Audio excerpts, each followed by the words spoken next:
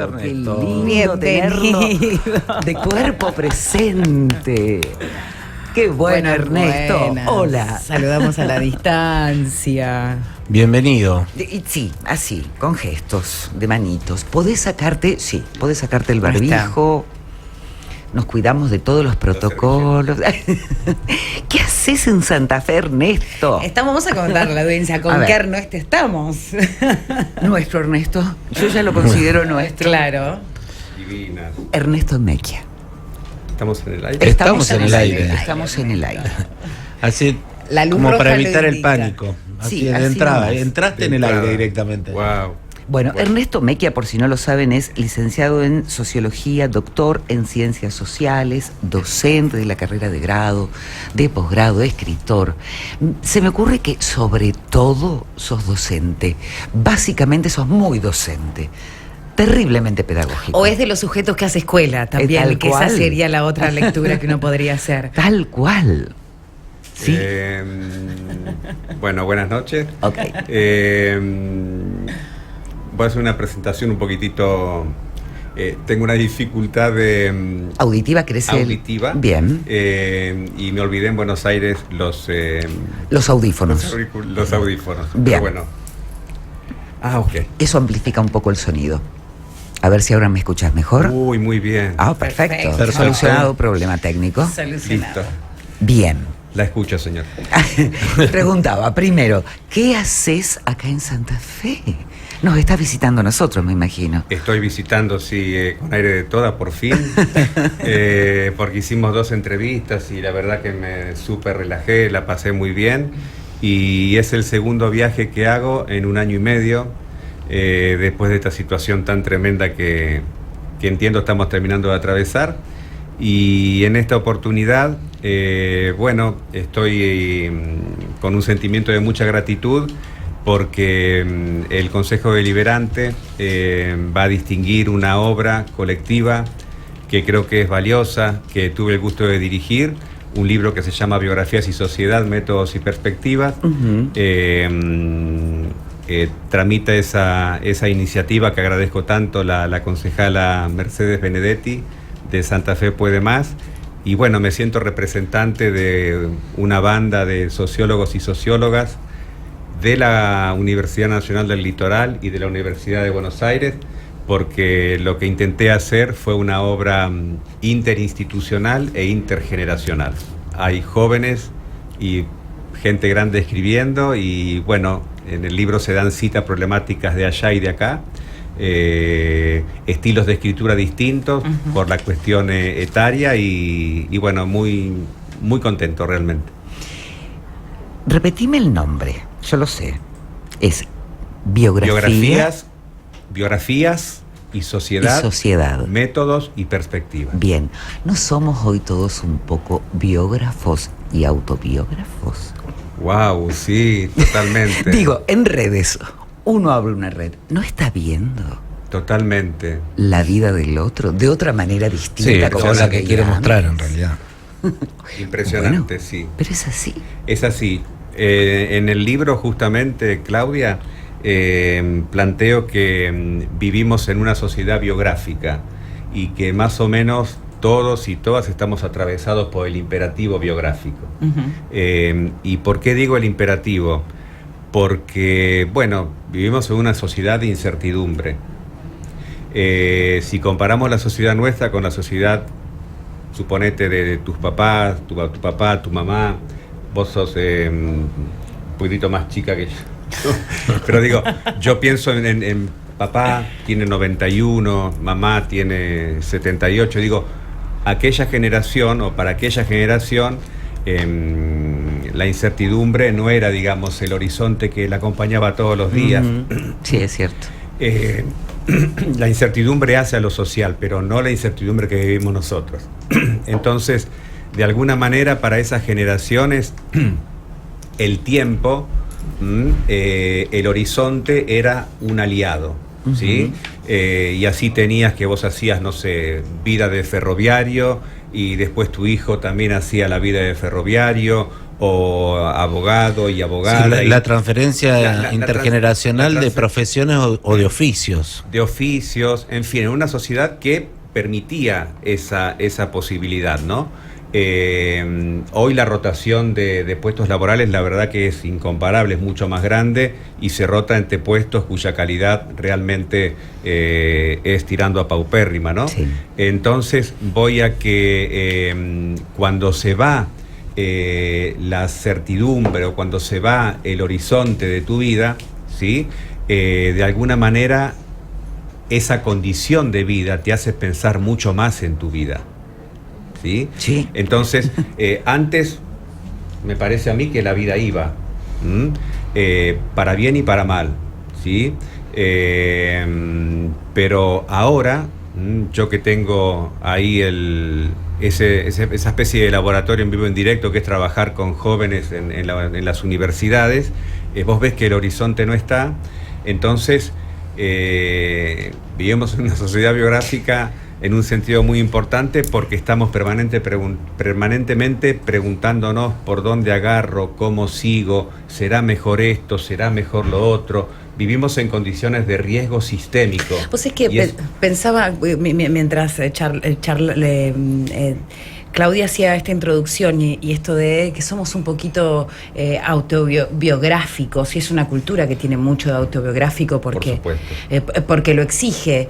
La tecnología ayudó a eso. No, bueno, ¿no? las narrativas y la globalización en términos en todos los términos que querramos, los económicos, los tecnológicos, en los términos que querramos leerlo, y en esto Ernesto puede ayudarme a pensarlo un poco mejor, pero en esos términos, digamos, las narrativas han cambiado. Y lo que pensaba era lo siguiente, recién decías biografías, ¿no? Y hago como un paréntesis, y Marce dice eso que se quiere mostrar o no, o quizás... y hay mucho también de ficción o no ficción, pero eso es un tipo de narrativa. Entonces pienso, recién hablabas de... En otra época el horizonte era un aliado, o el tiempo era un aliado, ¿no? Entonces uno tenía como una suerte de red de contención donde sabía que caía y había una devolución, un eco. Estamos en una generación que nos exige construir narrativas y vínculos, no solamente en términos autobiográficos, sino en términos de subsistencia, porque caerse sin red es un problema. Y te agrego algo, Vicky, y me parece que vivimos desaferrándonos, que es una característica. Antes teníamos cosas, sentimientos, familia, trabajo. Hoy estamos como desaferrados de un montón de situaciones. Sí, Claudia. Bueno, viste que hace un momentito dije el tener el horizonte para bien y para mal, ¿no?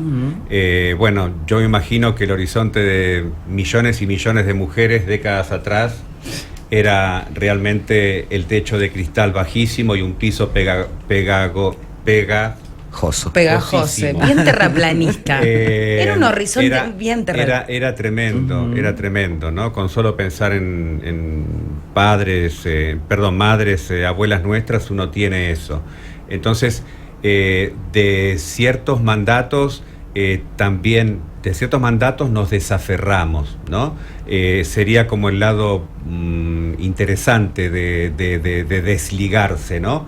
Pero fíjate vos que ese desligarse, que es emancipatorio, de todas maneras te lleva a esto el imperativo biográfico. ¿Cómo hago? ¿Cómo sigo? ¿No? Sí. Y sobre todo en el caso de las mujeres, ¿no? Porque es cierto, ganamos, ¿no?, en el espacio público, ganamos en el trabajo, pero al mismo tiempo las interpelaciones que se depositan sobre las mujeres son más grandes, porque ahora, bueno, laburanta exitosa, madre exitosa, esposa o compañera ¿no? De manera que todo tiene un espesor, digamos, para preguntarnos por las biografías impresionante en la actualidad.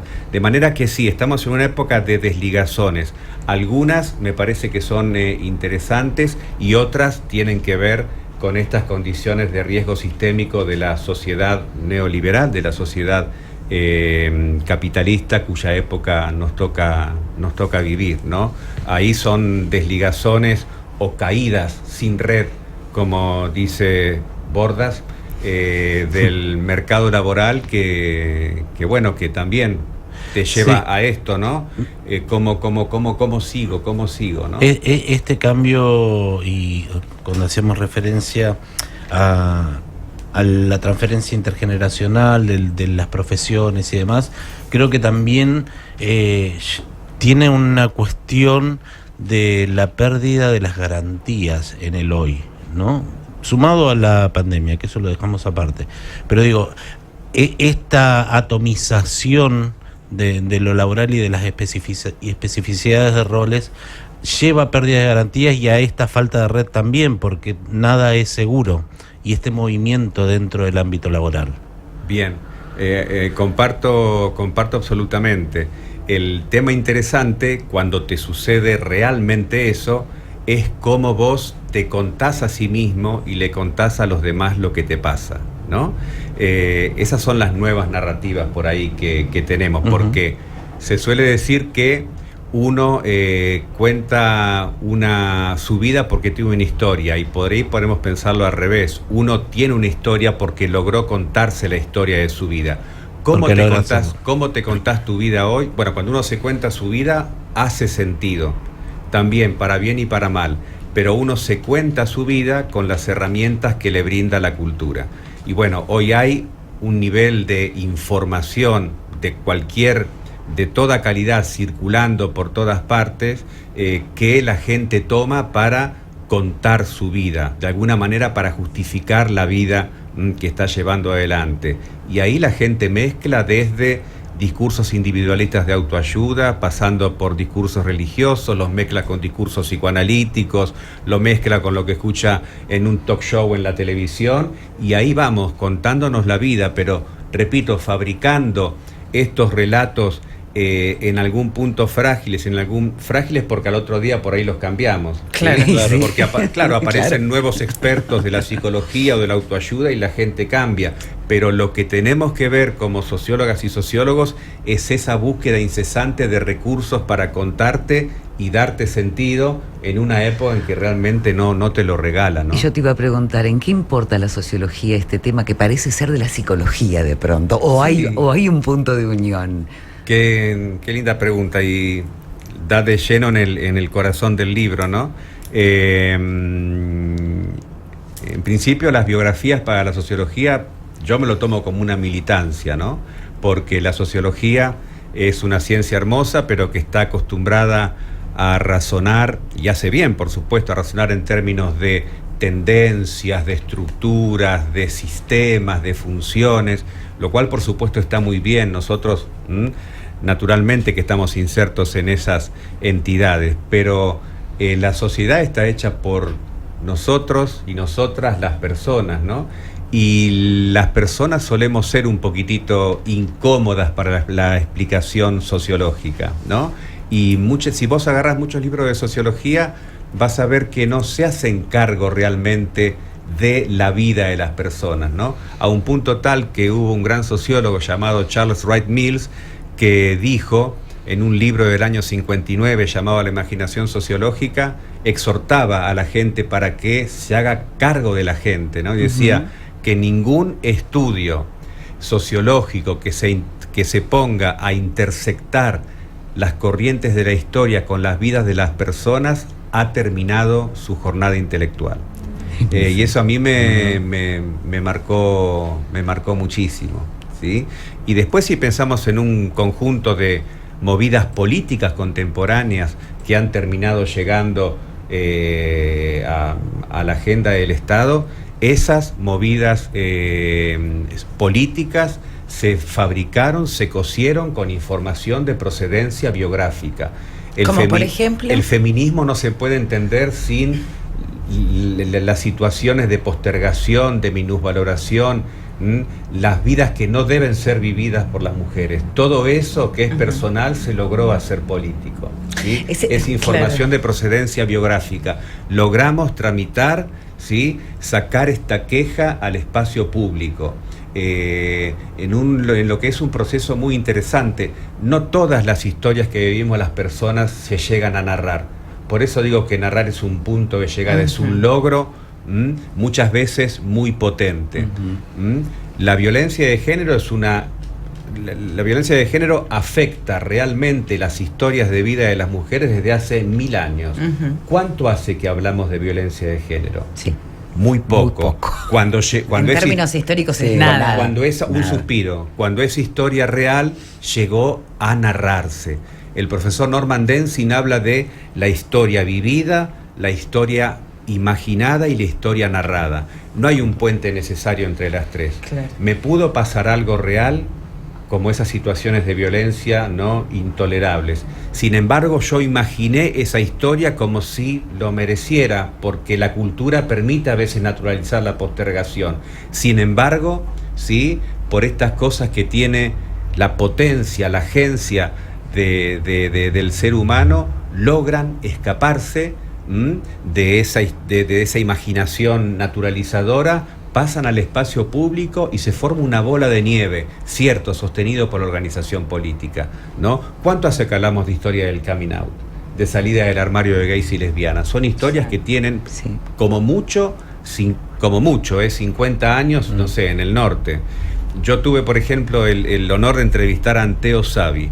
Anteo Savi fue el ilustrador de la editorial Tirso, que dirigió a Abelardo Varias en Buenos Aires, una editorial que publicaba literatura abiertamente homosexual en los años 50. Imagínate los problemas con la justicia, ¿no?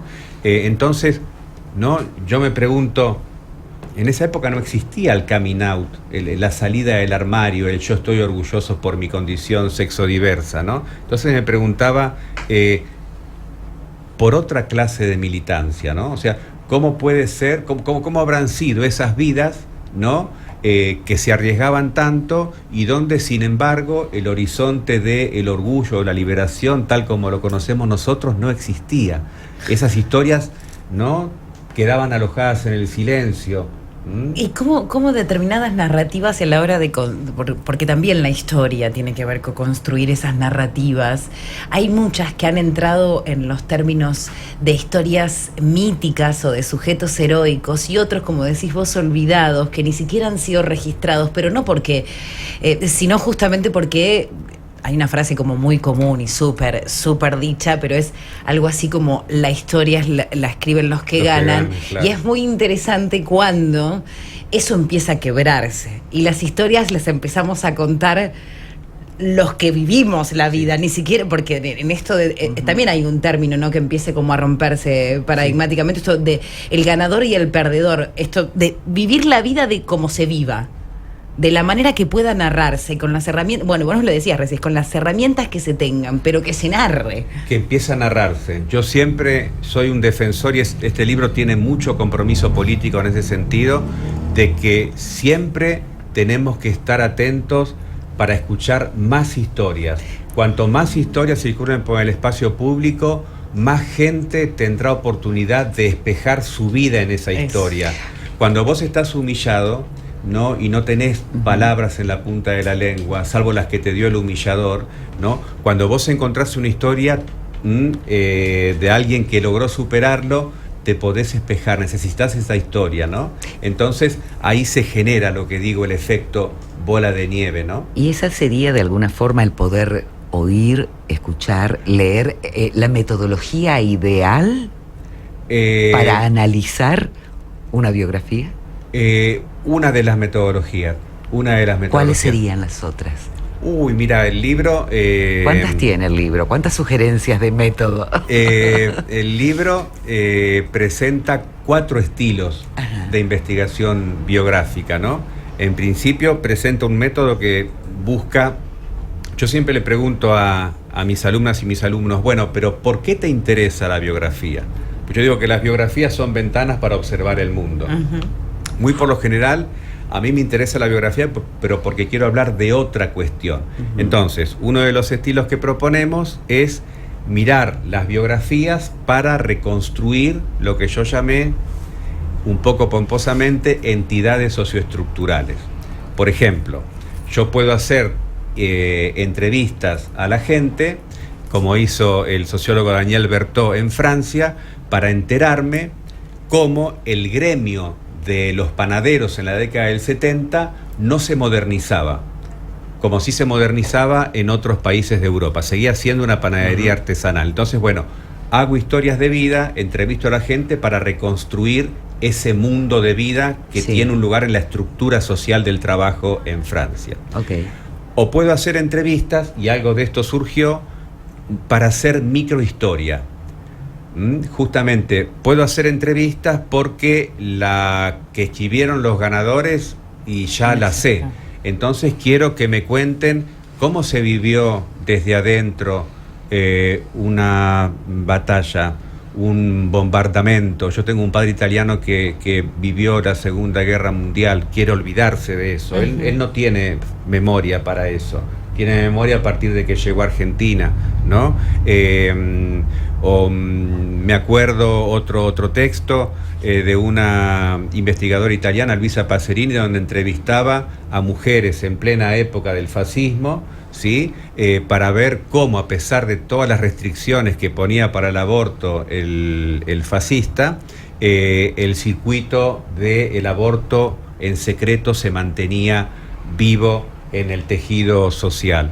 O también, entonces, biografías para reconstruir entidades socioestructurales, biografías para hacer microhistoria, historia desde abajo, historia desde la gente, ¿no? Y si no, que me gusta mucho a mí, me pueden interesar las biografías para ver procesos de resocialización. Ejemplo, a ver. Recién dijimos, ¿no? Las interpelaciones que hoy se posan sobre las mujeres. Por ejemplo, puede ser que le caiga a una mujer la famosa esclerosis múltiple. Es una enfermedad que suele aparecer, según tengo entendido, en esa franja etaria donde las interpelaciones caen sobre todo en las mujeres, ¿no? Te repito, trabajadora exitosa, universitaria, madre, etcétera, etcétera. Y es una enfermedad discapacitante progresivamente que te va privando de lazos sociales. Bueno, entonces la gente, cuando le cae esta enfermedad, tiene que hacer lo que, como decía Juliette Corbin, un trabajo biográfico. ¿Cómo sigo ahora? O que te diagnostiquen el VIH y vos tengas que autodefinirte como un paciente crónico que crónicamente tiene que tomar la medicación. Por ejemplo, hay un artículo buenísimo en el libro que trata sobre las carreras medicamentosas. Porque la gente, bueno, solemos ser desobedientes con las prescripciones médicas. Bueno, entonces, ¿cómo sigue eso ahí? ¿No? Esa forma de hacer investigación me gusta mucho. O caíste en el juego. Hay un artículo muy bueno en el libro. En Santa Fe es un problema cada vez creciente el tema de los jugadores de la ludopatía. Sí, nosotros le decimos los jugadores de juego de azar problemáticos, ¿no?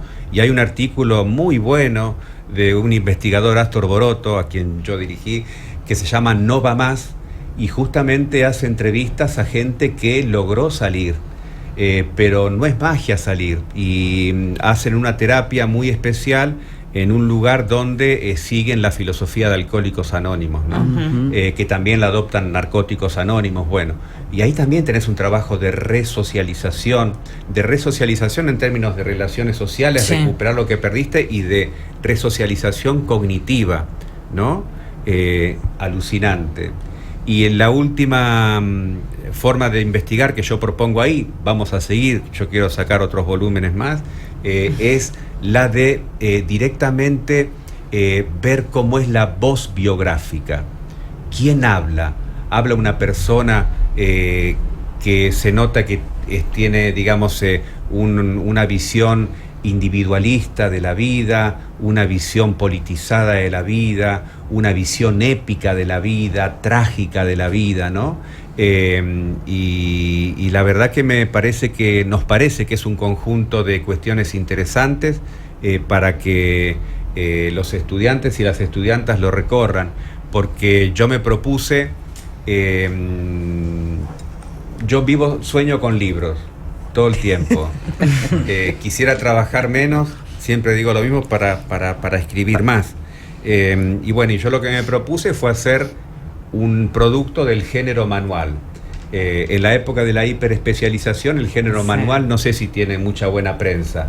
Pero bueno, me gusta tener mala prensa y que me reciba la prensa, que me reciba la prensa copada como ustedes. Entonces el libro es un manual que no está escrito para mis colegas, sino que está escrito para los estudiantes, y en ese sentido me parece que nos salió una obra muy atenta, muy llena de gráficos, muy llena de recetas abiertas, ¿no? O de tips, podríamos decir, para que hagan investigación biográfica. Sí, necesarios. Sí, lo agradecen muchísimo y ya están llegando. El año pasado testeamos el libro dentro de lo que fue el año pasado, y los chicos aquí en la Facultad de Humanidades y Ciencias de la Universidad Nacional del Litoral, donde tengo el gustazo de trabajar, empezaron ya a mandar trabajos finales, y por ejemplo me enteré de historias de un taller ferroviario que estaba en Laguna Paiva, claro. Sí. Historias de dirigentes sindicales, Sí. la otra historia, ¿no? Visto desde adentro, desde la memoria,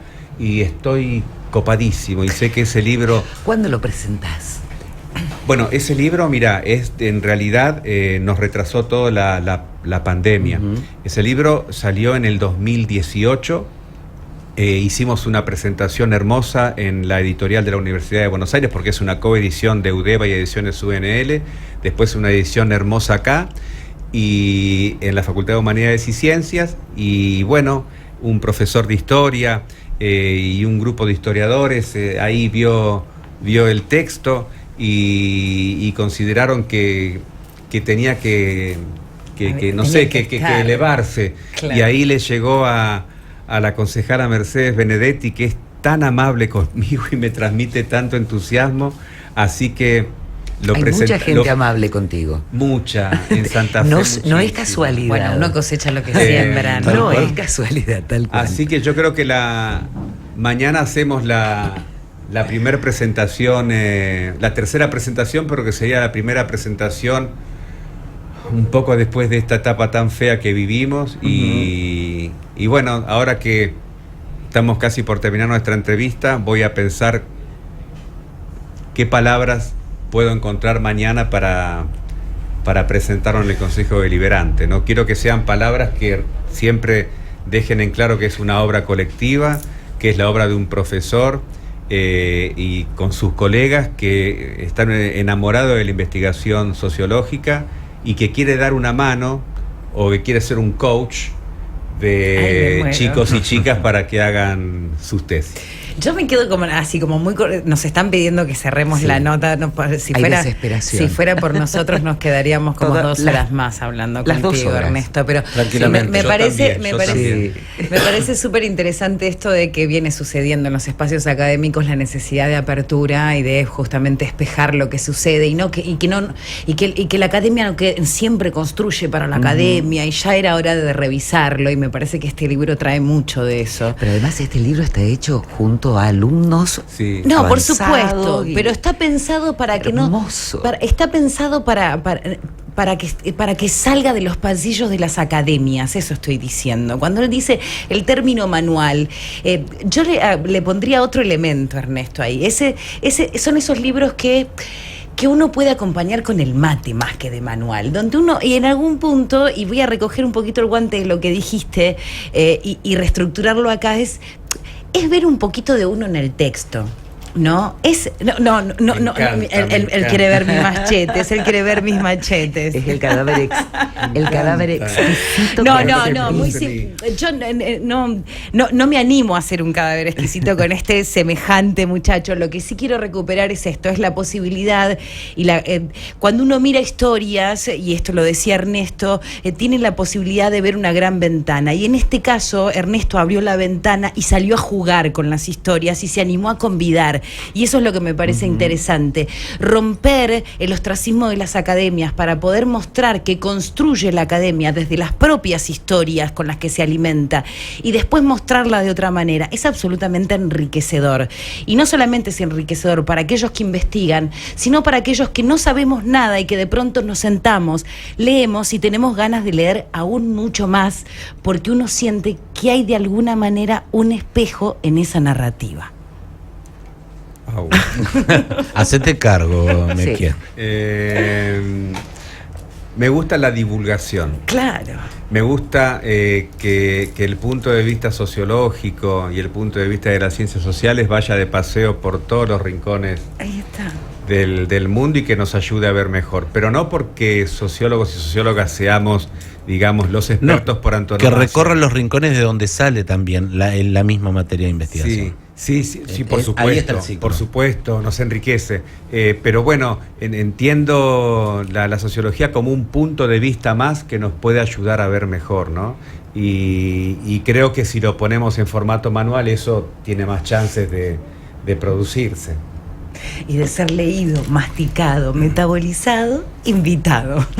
Bueno, a ver, vos sabés que el señor Wikipedia dice que Ernesto Mechia es un profesor estable de grado y posgrado de la UBA y la Universidad Nacional del Litoral, lo dijiste varias veces, lo sabemos, donde enseña metodologías cualitativas de investigación, más punto y seguido.